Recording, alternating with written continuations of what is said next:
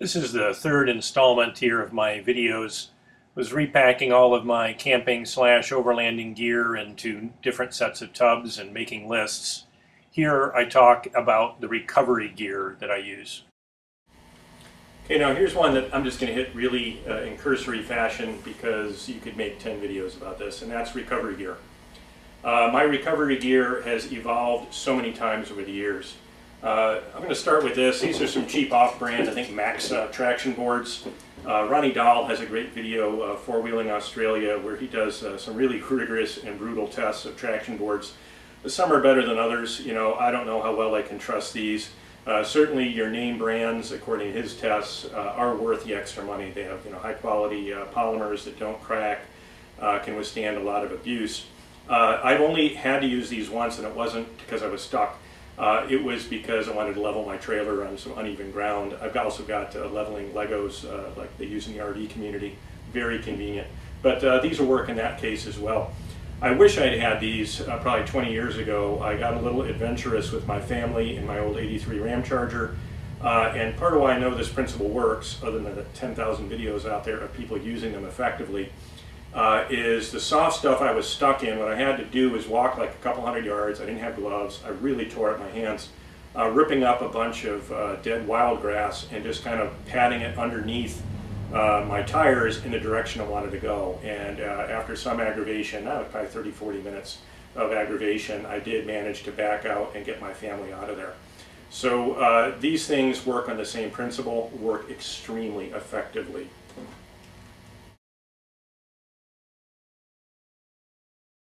The thing I should have mentioned on the traction boards is where do you put them, how do you mount them. So most of them do come with recommended mounting locations. If you're looking at your budget for recovery gear, just remember it's always a little more than you wanted. On the recovery boards, typically they'll sell you kind of custom designed little mounting points to attach to a luggage rack, to attach to like T-slot aluminum like I run on my trailer. In my case, the way my setup works, I just ratchet strap them to a flat surface. Again, one big advantage I have, if I'm doing an overlanding trip or an extended camping trip, I pull my little M416 military trailer. Someday I may do a video on it.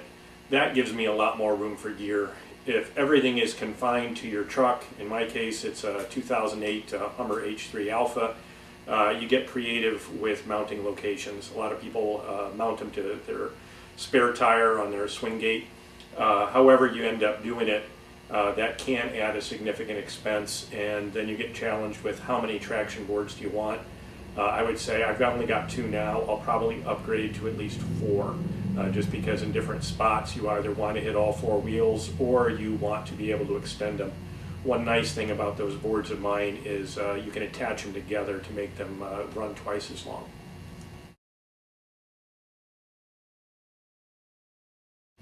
Okay, so the next thing in my gear that I thought might be of general interest, and again we're kind of talking recovery gear here, is an attachment point. Now, one piece of gear I don't yet own, it's on my wish list, is a pull pal. It's a winch anchor so that wherever you are, for the most part, you have something to anchor to. Another great product out there is a dead man. If you drive on beaches a lot, things like that, that's a really clever way to give yourself an anchor point in an area where there may be no trees, large rocks, anything like that you could hook to. Now, regardless of what your anchor is, in my case, I'm assuming most likely it'll be a tree based on where I go, you need to have some way to attach to it. So one thing you'll end up needing is a tree protector. You don't want to attach your winch line or a chain or anything directly to a tree, at least not a live one, because you can do it a lot of damage. And you probably don't want to attach to a dead one because you probably don't want to pull it down on yourself.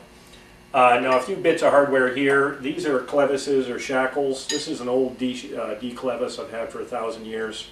It does not have threads. It has a pin. Again, pretty much indestructible. It's old. It doesn't really have the load rating stamped on it, but very satisfied. I'd probably stretch my truck's frame before something like that gave out. And this is the more traditional, commonly used today. I've heard them called bow shackles. Again, I just call it a little Clevis. Threaded at one end. And again, this gives you an attachment point, something to anchor whatever you're using to pull. I should also say your number one bit of recovery gear, I'll probably hit this again later, is another vehicle. So if you have one of these and a tow strap and you're out with somebody else, you're set, assuming you don't both drive into the same bog at the same time or the same obstacle at the same time. With a simple attachment point, a tow strap, and another vehicle, you can get out of most anything. Now here's another little piece of gear that is handy. It's a Snatch Block. So in another video where I mess around with my winch, a Snatch Block essentially allows you to bring your winch line around and back. In my case, in the Hummers, they give you really nice, sturdy factory attachment points. So I can take a winch in my setup from the front to the back, go around to the anchor point, run the winch line through the pulley, bring it back to my anchor point. Now I only get half the length on my winch rope, but then I also get twice the pulling force. And as you can see, I pretty much keep all my gear in various containers. I'm a big fan of ammo cans, not too expensive, very sturdy, very handy. And I try to label what's inside each container on a piece of tape that I stick to the side. And that's the tree protector, not terribly expensive, very, very handy. And of course you can use it as an anchoring strap to something other than a tree. One thing to remember with a tree protector, this is not designed to have any elastic give. Whereas a good tow strap, a snatch strap more precisely, like the old one I keep in my truck, I didn't dig it out because it's a pain in the neck to pull it out and put it back. It's got some elasticity to it, so you can kind of pull, store some energy in the strap, and then it'll kind of yank what you're trying to pull. Very handy. Also, they're nice and long, so you're not right on top of each other while you're trying to move. The other things, of course, here that can be part of any setup: some rope. This is not terribly heavy rope. I wouldn't pull a vehicle with that, but might need it to attach something, and some chains. Now, I tend to take the old chains and I stick them in bags, and I put a little oil in there just so they don't rust up. You know, chains, various sizes, various ratings, various hooks.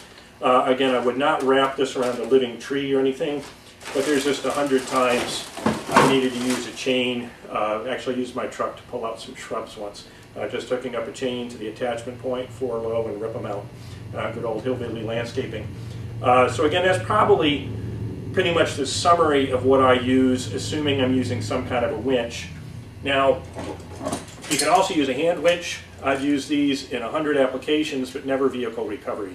The only problem with anything like this is you're only going to pull a few feet, and of course you're limited to how much oomph you can get into that lever and pulley. And then you have to find a way to secure the vehicle so it doesn't roll back into whatever it's on, re-establish your attachment points, and move it another 4 or 5 feet, whatever it is. So, boy, by the time you'd set that up, get your vehicle moved, you'd have to be really desperate to rely on something like that. Nevertheless, it's cheap. Like I said, I've used them. Honestly, I always end up using it for something other than vehicle recovery.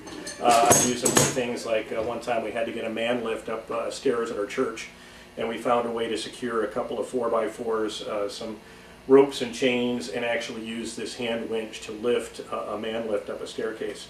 So you can definitely exert some serious pull, some very serious tension on that cable.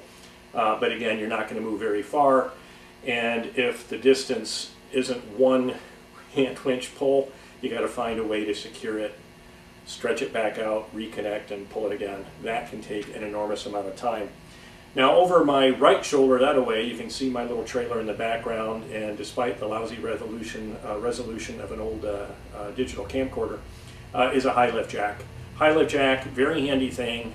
I don't use it to pull. I use it to lift, and I do have a couple little gizmos here I'll pull out to allow me to use a high lift more safely on my truck. Now, when I was a kid, I didn't call that a high lift jack, I called it a fence stretcher.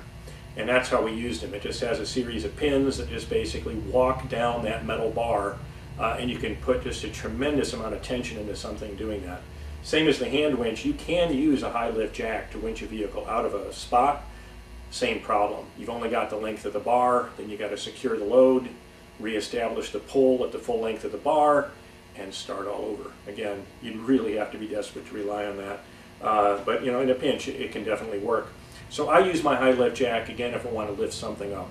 Again, I've never had to use my high lift jack in a pinch. I've used it around the house, and I've used it for routine maintenance.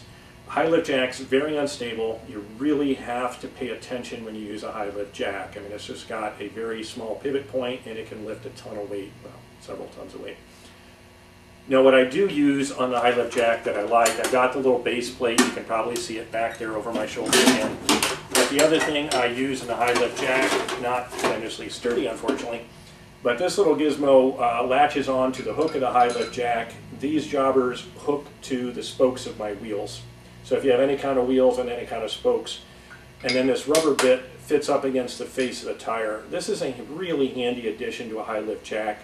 Another one that I don't have that's good is, I say not sturdy just because the stitching's coming apart, but not really essential to its safe use, but disappointing nonetheless, is a little hook they sell so you can slide the lift of the high lift jack underneath your rock rails.